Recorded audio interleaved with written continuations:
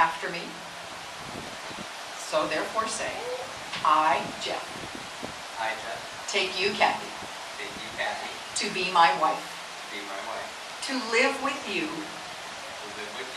in the state of marriage, to love you, to comfort you, to honor you, to cherish you, and to keep myself only unto you from this day forward.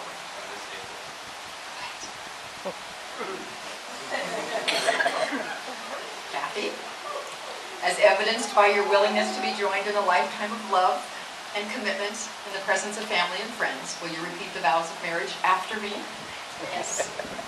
She didn't even wait for me to ask. I know you do.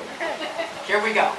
I, Kathy, take you, Jeff, to be my husband, to live with you in the state of marriage,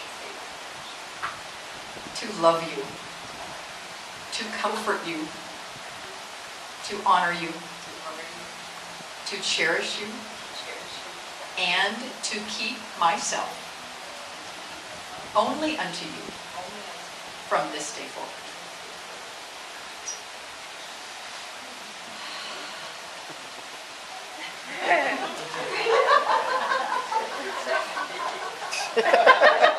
She's just ready to delete. Let's just sign it. Let's kiss, sign it, and we'll have it done. I have a few more things to say, though, okay? Is that okay? Okay, good. Because it's obvious. Yeah, now we need it. I know. So, obviously, you do not take this marriage lightly. But I love that you take yourselves lightly, because that's part of the counsel that I'm going to give you. I've had the blessing of being married for 20 years, happily. And there he is, right back there. Happily married for 20 years. So the counsel I give you here is not just like minister speak, but in fact, tried and true methods.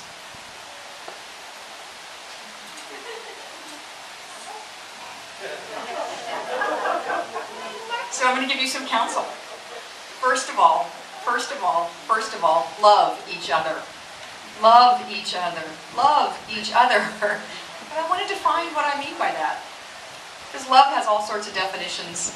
But the definition I want to give it today, and you guys already live it, because you wouldn't be standing here if you weren't, but remember to continue to live this as your married life unfolds.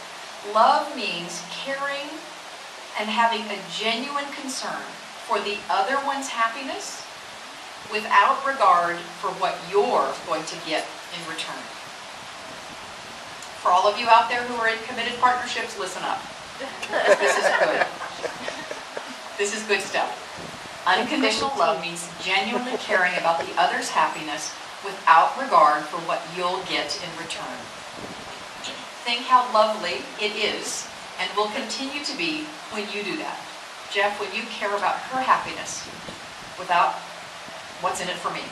And Kathy, when you care about Jeff's happiness without thinking about what's in it for me. It doesn't actually get much sweeter than that. So in order to accomplish this, well, first of all, you need to be mindful of each other's needs.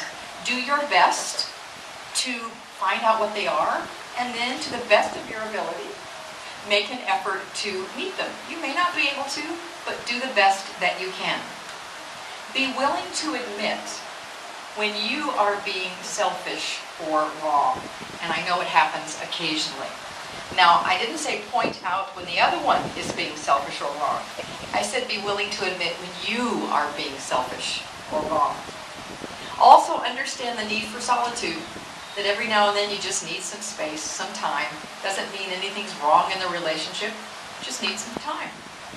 Understand and make provisions for each other's humanness, both the strengths and the occasional weaknesses that may creep in there every now and then. And we've already done this, but I have to say it already. Do not underestimate the power of humor in your union. Take your relationship seriously, but don't take yourselves too seriously. Be able to laugh at each other, be able to laugh at yourselves, and remember that laughter is always very good medicine. Know also that there is absolutely no limit to the good that life has in store for you. And all you have to do is open yourself up to receive it, and the way you open up is just believe that that is true. Believe that life wants the best for you, and you will have that in your marriage. And finally, there is some beautiful marital counsel that comes from a very wise and yet a very young individual. It's in the form of a poem, and it's entitled Choice Vows, written by Maddie Stepanek, whose name you may recognize. Maddie suffered from a rare form of muscular dystrophy, but that did not define who he was. More importantly, he was a poet and an activist who did more in his 13 years of life to promote harmony, peace, and love than many of us do in an entire lifetime. When he was about 9, he wrote the following poem, which Courtney will now share with all of us. In the beginning, love was created, and it was good. Yet, as it is with all things, love is a choice. In the now, a bond is created, and it is good. Yet with all things, a bond is a choice. In each tomorrow, the future will be created, and it can be good. Yet, as it is with all things, the future is a choice. As the love of yesterday binds the present into a touch towards every tomorrow, do not vow to renew your choices on your 1st, your 5th, or your 50th anniversary. Rather, from this moment, go forth vowing. Go forth vowing to choose gently, celebrating life each day. Go forth vowing to choose wisely, playing after every storm. Go forth vowing to choose fervently, never giving up hope in things that matter. Then, as it was in the beginning, and as it is now, yet it will be in the future, blessed with choices and good.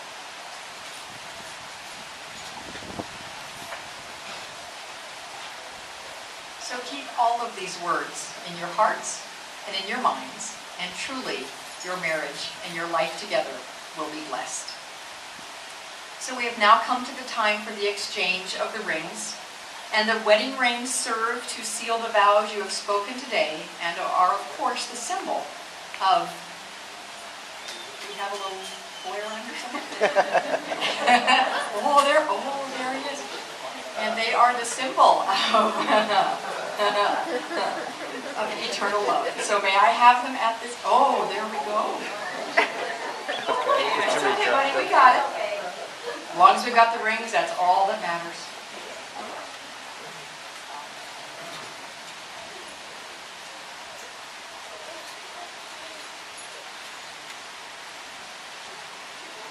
Ready?